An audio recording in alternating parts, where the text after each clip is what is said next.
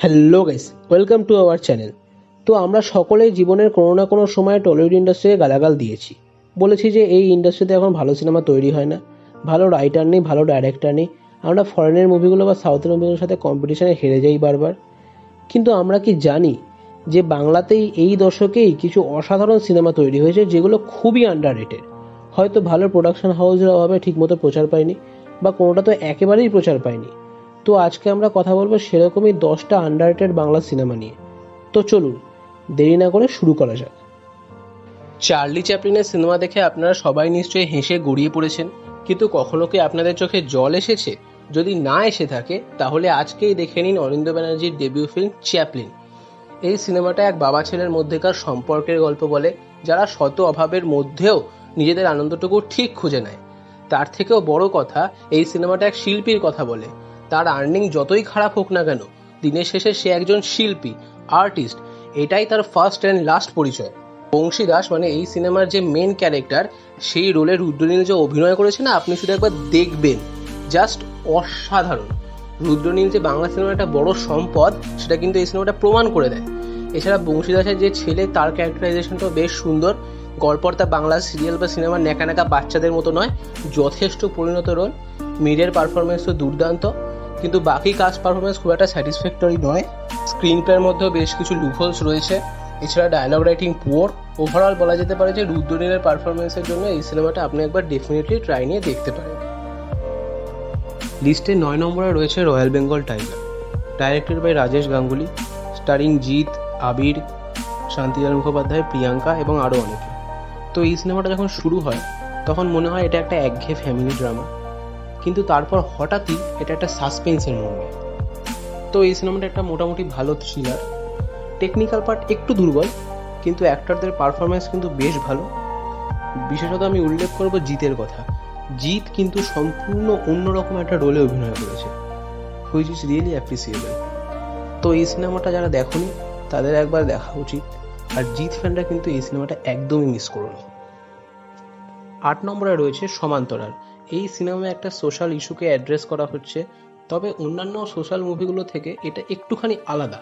কারণ অন্যগুলো আমরা কি দেখি, যে প্রথমে প্রবলেমটা বলে দেওয়া হলো, তারপরে গোটা সিনেমা জুড়ে বা ইন্টারভেলের পর থেকে ওই প্রবলেম রিলেটেড সাফারিং যে পিপল, তাদের ব্যাপারে কথা বলা হতে লাগলো। কিন্তু সমান্তরাল সিনেমায় একটা সাসপেন্সের অ্যাঙ্গেল রয়েছে। না না না, থ্রিলার মুভি একদমই নয়, কিন্তু ওই প্রবলেমটা রিলেটেড একটা থ্রিলিং ভাব, এরকম টাইপের। তো অভিনয় করেছেন পরমব্রত, সৌমিত্র চট্টোপাধ্যায়, অপরাজিতা আঢ্য, আর এদিক থেকে ঋদ্ধি সুরমা জুড়ি তো আছে। তো এই সিনেমার এডিটিংটা একটু বাজে, সেই জন্য এই ক্লাইম্যাক্সে আস্তে আস্তে সেই যে থ্রিলিং ভাবটা বললাম না, সেটা কেমন যেন একটা মিইয়ে যায়।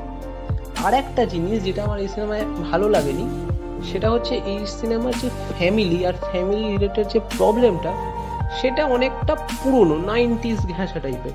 মানে সেই একটা বাড়ি, 3টে ভাই, ছোট ভাইটা একটু বদমাস টাইপের, এই জিনিসটা একটু ক্লিশে, একটু পুরনো, এই জন্য আমার খুব একটা ভালো লাগে। যাই হোক, এই সিনেমাটার নাম কিন্তু অনেকে শোনে, কিন্তু এই সিনেমার একটা গান আছে যেটা সোশ্যাল মিডিয়ায় ভীষণ পপুলার, মানে ভীষণই পপুলার। গানটা একবার শুনে নাও। তুই হাসলি যখন তোরই হলো এমন, তুই ছুলি যখন তোরই হলো এমন। কি এই মিউজিক ভিডিওটা চেনা চেনা লাগছে তো? যদি তোমরা এই মিউজিক ভিডিওটা দেখে থাকো তাহলে তো সমান্তরাল সিনেমাটা তোমাদের 100 বার দেখা উচিত। আর যদি এই মিউজিক ভিডিওটা নাও দেখে থাকো, তাও তোমাদের সমান্তরাল সিনেমাটা দেখা উচিত। কারণ সোশ্যাল প্রবলেমের ওপর এরকম সুন্দর ট্রিটমেন্ট করে তৈরি বাংলা সিনেমা বড় একটা দেখা যায় না কিন্তু। আচ্ছা বলুন তো, লাস্ট বাংলা সাইফাই সিনেমা আপনি কোনটা দেখেছেন? আদৌ কি কোনোটা দেখেছেন? নামটা ঠিক মনে পড়ছে না। ঠিক আছে, আমি একটা সিনেমা রেকমেন্ড করতে পারি, অ্যাবিসেন। এই লকডাউনে এই সিনেমাটা দেখে নিন বড়। এক অসফল টিভি প্রডিউসার অ্যাবি তার বউয়ের চাপে কাজ খুঁজতে খুঁজতে ফিরে যায় পুরনো কলকাতায়। হ্যাঁ, ঠিক ধরেছেন, টাইম ট্রাভেলের মাধ্যমে। তারপর তার সাথে সেখানে কি কি হয়, সে কি আদৌ প্রেজেন্ট টাইমলাইনে ফিরে আসতে পারবে নাকি আটকে পড়ে যাবে অতীতে, এই নিয়ে একটা বেশ জমাটি গল্প। ওয়েল রিটেন স্ক্রিন প্লে আর সেই সঙ্গে একটা অফবিট কনসেপ্টের বাংলা সিনেমা হলো অ্যাবিসেন। লিড অ্যাক্টর অ্যাক্ট্রেসদের অসাধারণ পারফরমেন্স, আর সেই সঙ্গে খরাজ মুখোপাধ্যায়ের দুর্ধর্ষ কমেডি। ওফ, সাইফাই ফ্যানরা নিশ্চয়ই মিস করতে চাইবেন না। আবারও একটা অফবিট সিনেমা, এক বাচ্চার চোখে তার আশেপাশের পৃথিবীকে আমরা দেখতে পাবো রেইনবো জেলি সিনেমায়। এটা বেসিক্যালি একটা ফুড ফ্যান্টাসি মুভি। সিনেমায় অনাথ বাচ্চা ঘোতনের গন্ডারিয়া মামা প্রপার 90s ভিলেনদের মতোই তাকে দিয়ে সব কাজ করায়, এমনকি তাকে মারধর পর্যন্ত করে। তো একদিন এই ঘোতনের লাইফ এলো পরিবেশী, যে ঘোতনকে প্রমিস করলো যে আগামী 1 সপ্তাহের মধ্যে তার সব দুঃখ সে দূর করে দেবে। রূপকথা মনে হচ্ছে তো, কিন্তু এই রূপকথার সঙ্গে যে মিশে আছে অনেকখানি বাস্তব, বা হয়তো বাস্তবের মধ্যেই রূপকথা। অসাধারণ কাস্ট পারফরমেন্স, সে ঘোতনের চরিত্রে মহাব্রতই হোক কি গন্ডারিয়ার চরিত্রে কৌশিক সেনই হোক, আর সেই সঙ্গে একটা দারুণ ক্রিয়েটিভ গল্প। সব মিলিয়ে কিন্তু সিনেমাটা জমে গেছে একদম। গড়পড়তা বাংলা ফ্যামিলি ড্রামা তো অনেক দেখলেন, এবার না হয় সৌকর্য ঘোষালের এই অনবদ্য ক্রিয়েশনটা একবার দেখে নিন। হয়তো শেষ অবধি আপনিও ঘোতনের মতো বিশ্বাস করবেন যে সব রূপকথা তো মিথ্যে হয় না। আর হ্যাঁ, রোবটটা কিন্তু দারুণ বানিয়েছে। আমার তো প্রফেসর শঙ্কুর বিদুষে করার কথা মনে পড়ে যাচ্ছিল। লিস্টের 5 নম্বরে রয়েছে খোঁজ, ডাইরেক্টেড বাই অর্ক গাঙ্গুলি। এটা বাংলার one of the greatest thriller movie. সিনেমাটা অনেকগুলো অ্যাওয়ার্ডও পেয়েছে। তো খোঁজ হচ্ছে একদম পিওর থ্রিলার সিনেমা যাকে বলে সেরকম। সিনেমার শুরুতেই দেখা যায় যে পুলিশ স্টেশনে কমপ্লেন এসছে একটা বাড়ি থেকে একজন মহিলার চিৎকার শোনা গেছে। তো ইন্সপেক্টর সায়ন বোস যান তদন্ত করতে। এই রোলটা প্লে করেছে বিক্রম চ্যাটার্জি। বাংলা সিরিয়ালে থেকে আকছারি দেখেছেন আপনারা। সিনেমার ডাইরেকশন, এডিটিং, সিনেমাটোগ্রাফি, সাউন্ড সবই খুব ভালো, অ্যাক্টিংও বেশ সুন্দর। তো যারা বলে যে ব্যোমকেশের বাইরে বাংলায় ভালো থ্রিলার মুভি হয় না, তাদের কিন্তু এই খোঁজ সিনেমাটা ডেফিনেটলি একবার ট্রাই নেওয়া উচিত। রবীন্দ্রনাথের কবিতা ও গানের ভক্ত তো অনেকেই, কিন্তু জানেন কি তার বহু কবিতা ও গানের অনুপ্রেরণা কে ছিলেন? তিনি রবীন্দ্রনাথের আপন বৌঠান কাদম্বরী দেবী। তো কবি ও তার বৌঠানের মধ্যে সম্পর্কের কেমিস্ট্রি, ঠাকুরবাড়ির অন্দরমহল, আর ফাইনালি কাদম্বরী দেবীর আত্মহত্যা, এই প্লটের ওপরে তৈরি সিনেমা কাদম্বরী থাকবে আমাদের লিস্টের 4 নম্বরে। নাম ভূমিকায় কঙ্কনা সেন শর্মার অ্যাক্টিংটা শুধু একবার দেখবেন, জাস্ট অসাধারণ। অসাধারণ বললেও হয়তো কম বলা হবে।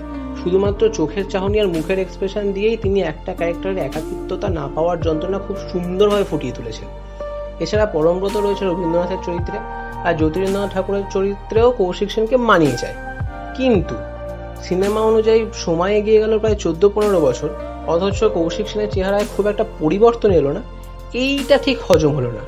সিনেমার আরও কয়েকটা ক্যারেক্টারের সাথে কিন্তু একই ব্যাপার ঘটেছে। বয়স আর সময়ের ট্রানজিশনটা ঠিকমতো ধরা যায়নি। যাই হোক, বাকি সিনেমার স্ক্রিন প্লের মধ্যে কিছু লুপহোলস রয়েছে, তবে এডিটিং, সিনেমাটোগ্রাফি, সেট ডিজাইনিং খুব ভালো। ওভারঅল বলা যেতে পারে কঙ্কনা সেন শর্মার পারফরমেন্সের জন্য এই সিনেমাটা একবার ডেফিনেটলি ট্রাই করে দেখতে পারেন। এরপর আমরা যে সিনেমাটাকে নিয়ে কথা বলবো সেটার নাম হচ্ছে রাজলক্ষ্মী ও শ্রীকান্ত। শরৎপ্রেমীরা হয়তো ভাবছেন যে পুরো শ্রীকান্ত পড়ে ফেলার পর আমি আবার কেন শ্রীকান্তর প্রথম পর্ব নিয়ে তৈরি সিনেমা দেখব, কিন্তু এই সিনেমাটা আমি আপনাদের রেকমেন্ড করছি কারণ এই সিনেমার গল্প কিছুটা আলাদা। আর যারা শ্রীকান্ত পড়নি তাদের তো অবশ্যই এই সিনেমাটা দেখা উচিত। এই সিনেমার গল্প রাজলক্ষ্মী আর শ্রীকান্তের জীবনের ওপরে, সেই সাথে ইন্দ্রদা আর অন্নদা দিদির প্রেম কাহিনী ও তার একটা পরিণতির কথাও কিন্তু এই সিনেমায় দেখানো হয়েছে, যেটা আমার খুব ভালো লেগেছে। দুর্ধর্ষ স্ক্রিন প্লে, প্রদীপ্ত ভট্টাচার্যের অসাধারণ ডাইরেকশন, কিছু দুর্দান্ত ড্রোন শট, আর ফাইনালি গ্রাম্য প্রকৃতির একটা অসাধারণ ফিলিংস গোটা সিনেমা জুড়ে আপনাকে পুরো আচ্ছন্ন করে রাখবে। সেই সাথে ঋত্বিক চক্রবর্তী আর সায়ন ঘোষের অনবদ্য পারফরমেন্স তো আছেই। হ্যাঁ, শেষের দিকে হয়তো আপনার মনে হবে যে এন্ডিংটা প্রেডিক্টেবল, কিন্তু বিশ্বাস করুন শেষটা যতটাই শকিং ঠিক ততটাই সুন্দর।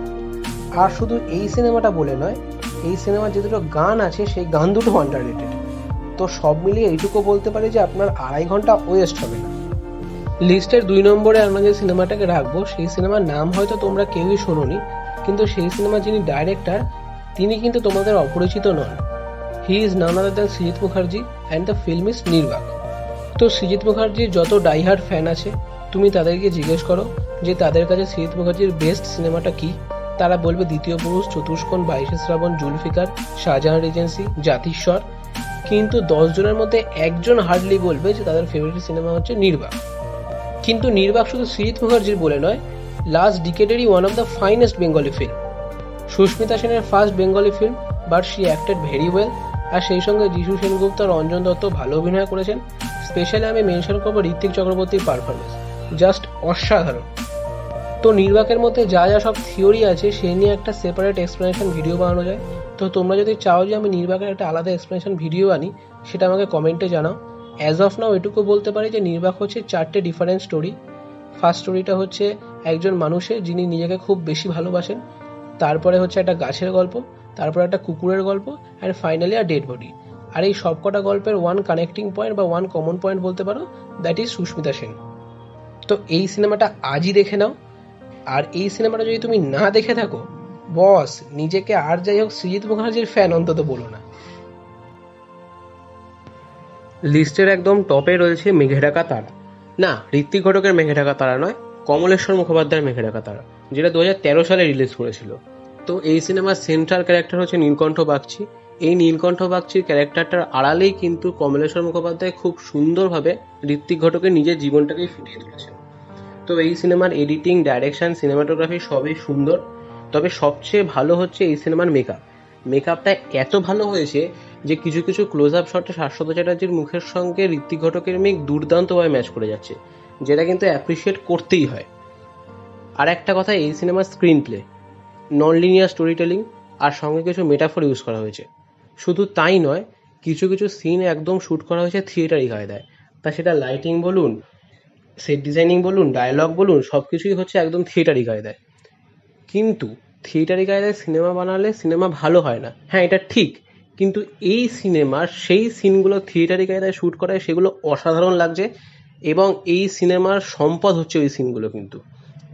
তো আমি তো বলবো কমলেশ্বর মুখোপাধ্যায়ের লাইফের বেস্ট ডাইরেকশন হচ্ছে এই সিনেমাটা। কিন্তু এই সিনেমাটা খুবই আন্ডাররেটেড।